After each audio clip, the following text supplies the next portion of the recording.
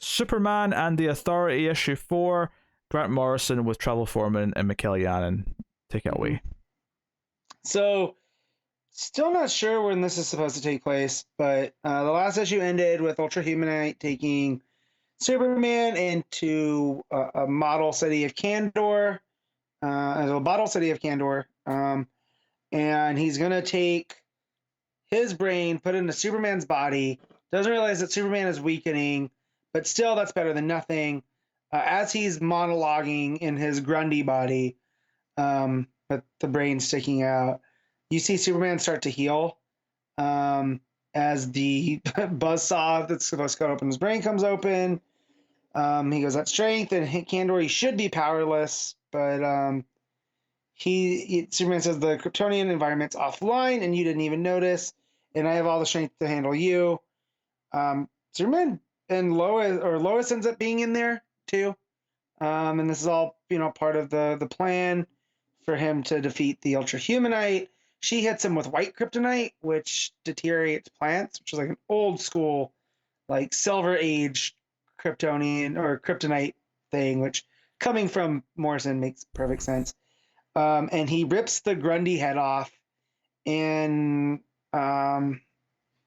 basically Lois is like, "Hey, Smallville, what's up with you ripping his head off?"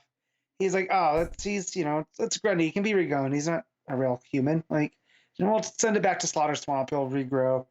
What can you learn about the brain? So it's a super creepy. They take this head and they put it in this Kryptonian device, and there's basically a product code, and it ends up being Brainiac. And Brainiac is the one that was running all of this. They end up talking through this Kryptonian headband that puts them in contact. Interesting thing here is I don't know if this is a Luthor Brainiac combo, but this is a Brainiac that isn't a Luthor like business suit, and he's monologuing about him wanting to get basically Superman's brain, and he's like, if I'm gonna save the planet, I have to get rid of you. You're the thing. So that's what makes me think it's definitely a Luthor Brainiac combo. We shall call him Bran Brainiac. Or you call him Luthiac like they did on the cartoon, but that's fine too. I was trying to do some alliteration with the B and the R, but fine. Fine. Gotcha. So he says that he's the one that put Ultra Humanite up to this, and so wherever they are, this is the I guess not. I don't know if he's talking back through time because it gets all Morrison-y, but that's fine. That basically he's the one that put Ultra Humanite up to this because he wanted to be the one. He doesn't like that Superman is the man of tomorrow because Ultra Humanite's the tomorrow's human today, and that body's the key to his eternal life, and and then it cuts back to the Authority, and they're fighting in Dubai.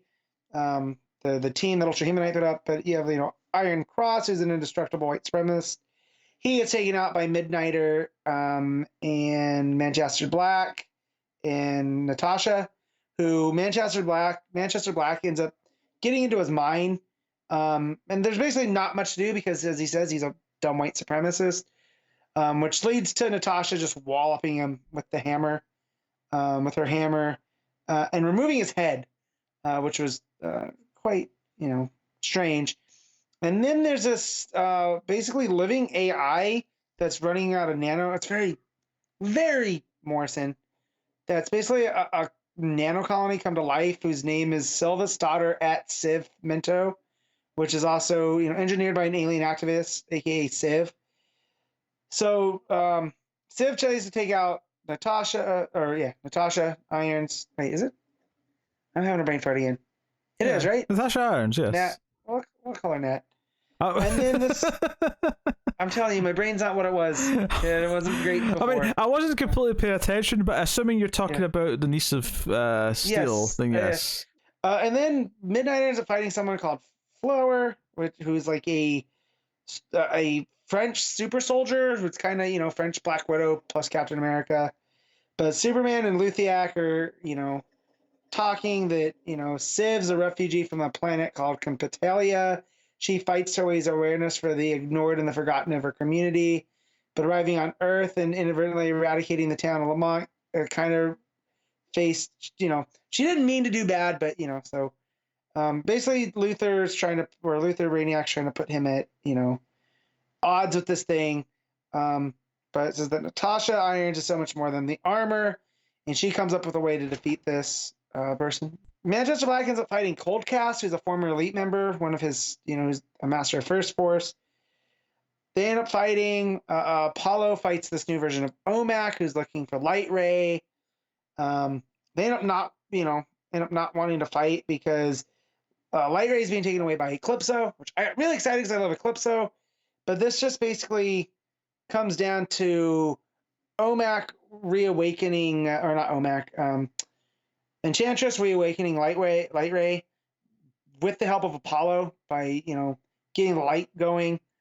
Manchester Black ends up defeating his guy from the Elite. They all end up, victorious, which of course pisses off Luther because, this was not the plan. And he said he quit the board. And what we find out that this Luther Brainiac, it's like in a pool of other connected brains, and that basically that Superman just quit, and that by walking away, that means he wins. He doesn't have to engage. And then he goes, and who knows, Brainiac, perhaps you'll find a new way to work with this new generation, but as for you and I, we're done. And it's just basically by defeating Brainiac by not engaging, which leads to Ultra Humanite saying, like, I'll wear this brain. You tell me, tell me what I need to do to kill his son, which body I need to wear, which leads to all these different Ultra Humanites. There's a Chemo, there's a Tyrannosaur, it looks like. Just basically what version's he's gonna use to kill John. And that basically the Superman assembled the Authority for a reason, and that they're gonna be going somewhere and they're gonna take this Superman ship, which is, a nice play on Superman having to leave.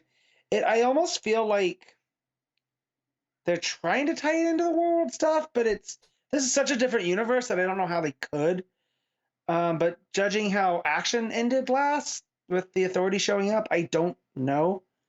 But so, consider this next mission our practice run. Superman tells them, losing power, running on empty, no time like the present, a contender for the most dangerous world in the galaxy, and that they're heading to Warworld. And it says to be continued in Action Comics 1036. Don't understand how this is all going to play in, but Superman ends it by saying, let's bring the thunder.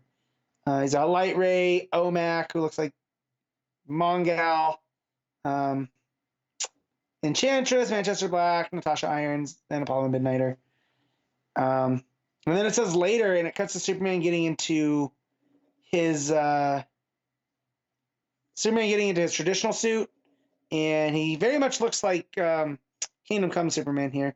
He's talking to Manchester Black, and he says, activate your earplugs while I open a sonic lock to the Tesseract.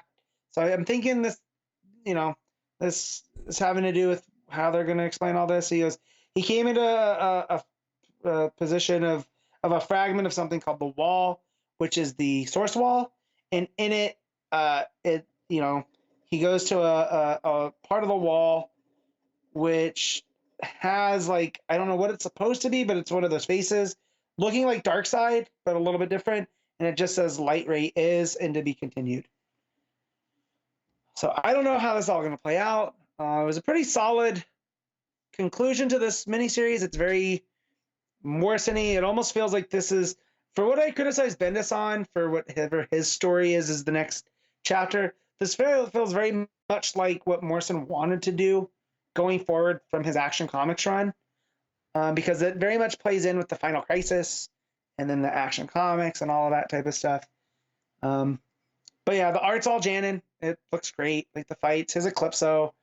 I wish he was given more to do besides just stand and try to corrupt Light Ray. But I'll give this a 7.5. It's pretty good. I don't recommend it to everybody though, because it's not going to be like everyone's cup of tea. And I feel like even just rushing past it, people are going to be upset that I didn't give it its proper time. But it's. I understand what Morrison wants to do with Superman. It's just not exactly what I'm enjoying and what's going on in like action and even what Taylor's doing in Son of Superman. You know, it's very much out there stuff. Like Natasha's fighting a living algorithm basically. Um, you know, and so as a whole, this whole mini outside the second issue, which was, you know, introducing each of the authority, a little bit weak sauce. I mean, like that each of those introductions was by a different artist. That one was kind of Morrison's kind of more over the top writing. But so here it really came in, pulled itself together. It's nice to have Janet on the whole issue. So yeah, 7.5.